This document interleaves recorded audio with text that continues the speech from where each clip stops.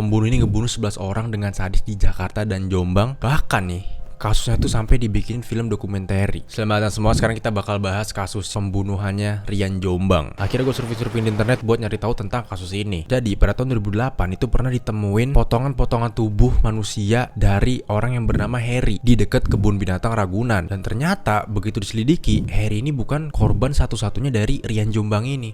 Dia itu korban ke-10, bahkan ke-11. Jadi ada 10 korban lainnya gitu yang udah dibunuh sama Rian Jombang atau yang bernama asli Ferry Idam Henyansyah. Nah, si Rian Jombang ini terungkap pada tanggal 12 Juli tahun 2008. Waktu itu ada orang nih yang nemuin tas sama kantong plastik yang begitu dicek isinya ternyata bagian tubuh manusia. Yang di salah satu tas atau plastik itu ada kepalanya gitu. Nah, setelah orang ini nemuin potongan-potongan tubuh manusia, orang ini langsung lapor ke polisi dong. Dari sinilah polisi langsung menyelidiki siapa sih yang ngebunuh orang sampai mutilasi sesadis ini gitu. Nah, begitu dicek identitasnya korban itu bernama Heri yang merupakan seorang manajer di perusahaan swasta gitu. Yang setelah dicek lebih lanjut, dia ini ternyata dibunuh di apartemennya yang ada di Margonda. Nah, terus kenapa kok si Rian ini bisa ngebunuh si Heri ini gitu? Setelah dicek lebih lanjut ya kan, Rian ini ngebunuh Heri karena dia cemburu. Jadi nih gue kasih tau dulu ya kan, Rian itu laki-laki, Heri itu laki-laki. Jadi Rian punya pacar yang juga laki-laki, itu disukain sama Heri yang juga laki-laki.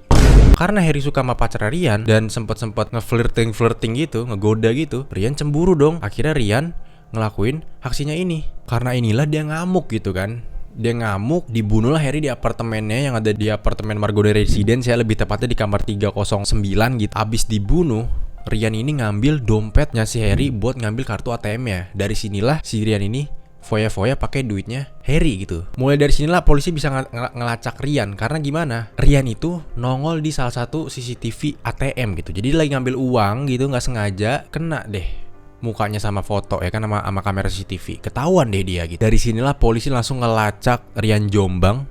Dan Rian ini berhasil ditangkap di Pesona Kayangan Depok, Jawa Barat gitu. Jadi karena dia ketahuan ya kan, karena dia terlalu nafsu gitu, ketahuan deh dia. Nah, setelah kasus pembunuhan ini terungkap dan ada banyaknya berita tentang hal ini, tiba-tiba banyak warga ini yang ngelapor bilang kalau mereka tuh ngerasa anggota keluarga mereka yang deket sama Rian itu hilang gitu. Gak ada kabar. Para keluarga tersebut yang ngelapor itu mungkin ada kaitannya sama Rian nih, karena mereka deket sama Rian gitu. Begitu tahu Rian pembunuh, bisa aja keluarga mereka yang hilang juga dibunuh gitu kan. Nah, dari sini juga polisi langsung mencoba menginvestigasi tempat tinggal orang tuanya Rian Jombang gitu, karena banyak dikabarin di sini banyak yang lapor kalau banyak orang hilang dari keluarga-keluarga tertentu gitu ya kan. Diceklah rumahnya orang tua si Rian Jombang ini yang ada di Jombang ya kan. Begitu dicek polisi, ternyata di halaman belakangnya rumahnya Rian itu kayak ada bekas kolam ikan. Yang pas dicek lebih lanjut, di balik kolam ikan tersebut itu para polisi tuh nemuin jasad 4 orang yang udah jadi tengkorak. Gak cuma 4 orang itu doang. Pas ditelusuri lebih lanjut lagi sama polisi, di halaman belakang rumahnya juga ada 6 korban lainnya yang udah dikubur juga, yang udah jadi tengkorak juga gitu. Rian udah ngelakuin hal ini tanpa ketahuan itu udah lama. Jadi diketahuannya karena dia ngebunuh orang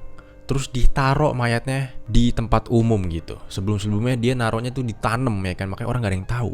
Dipikir orang itu hilang aja gitu ya kan. Begitu polisi tahu ini, polisi ini coba buat ngekonfrontir si Rian dong, nanyain lu ngelakuin ini enggak gitu, karena ini ada di belakang rumah orang tua lu gitu. Setelah diinterogasi, ternyata Rian ini ngakuin kalau ada korban sebelumnya, ada korban-korban sebelum Heri gitu. Jadi emang bener 10 orang sebelum Heri itu dia yang ngebunuh gitu kan. Nah, yang lebih sadisnya lagi adalah apa? Satu di antara 10 korban tersebut itu ada yang berusia 3 tahun. Balita cuy dibunuh sama dia. Dan korban pertamanya Rian juga itu dibunuh pada Juli 2007. Oh, berarti dari 2007. Dari 2007 Juli.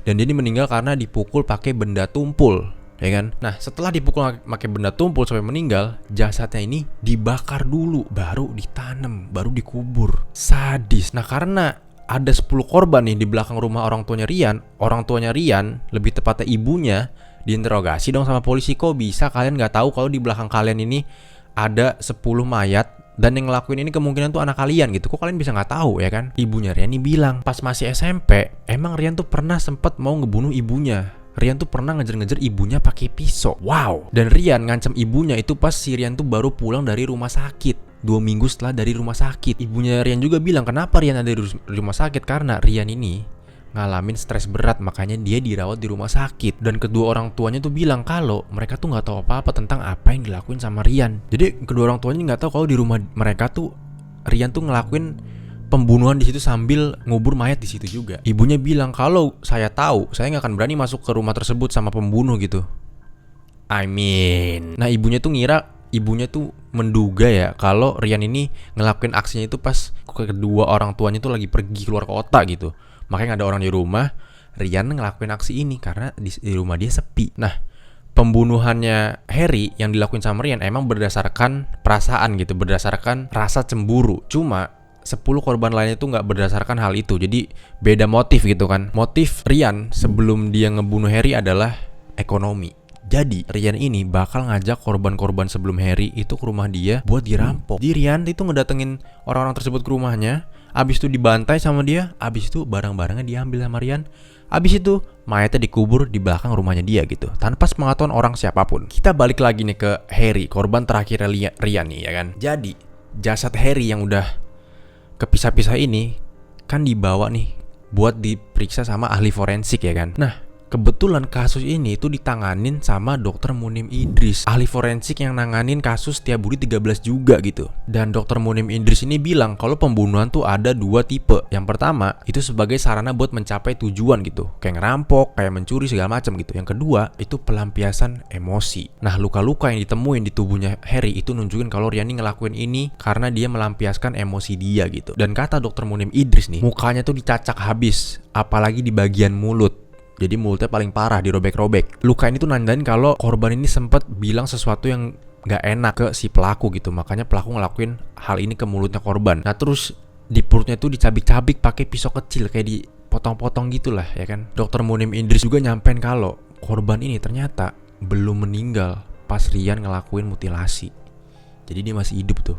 Kok bisa tahu? Karena ditemuinnya peradangan di jaringan paha kanan yang mengindikasi kalau korban tuh masih hidup pas Rian melakukan pemotongan. Jadi bener-bener balas dendam si Rian ini. Nah karena apa yang udah dilakuin sama Rian ini dijatuhin hukuman mati tanggal 6 April 2009.